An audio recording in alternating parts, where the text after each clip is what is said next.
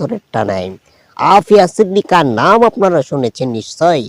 পাকিস্তানে একজন নারী হাফিজা, তাকে আমেরিকায় নিয়ে গিয়েছিল আর তাকে কারারুদ্ধ করা হয়েছিল।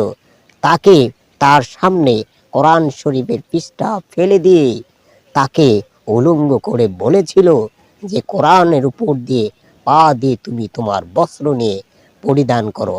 আফিয়া সিদ্দিকা সে জীবনের মায়া ত্যাগ করে আল্লাহ রব্বুল আলামিনের দিনকে প্রতিষ্ঠিত করার জন্য কত কষ্ট করেছে এবং তাকে এমন নির্যাতন করেছে, তাকে ধর্ষণ করেছে, দিনের পর দিন 23টি বছর তাকে কারাগারে রেখেছিল। একবার তো বলেনি যে আমি এগুলো বাদ দিয়ে দিব, ইসলাম আর প্রচার করব না, দিনের কথা বলবো না, কোরআনের কথা বলবো না। এইটা বললেই তো তাকে ছেড়ে দিত, কিন্তু সে আরো মজবুত হয়েছে, ঈমান আনা হয়েছে। আর আমরা মুসলমান এমন জাতি যেটা সুবিধার, এইটা নিয়ে আমরা সেটা আমরা পালন করব।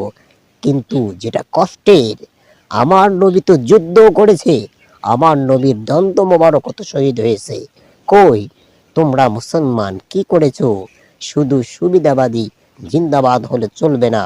আল্লাহ রব্বুল আলামিন দিন প্রতিষ্ঠিত করার জন্য যখন যে অবস্থা, সেই পরিস্থিতি আমাদের অবশ্যই মেনে নিতে হবে, অন্যথায় এই জীবন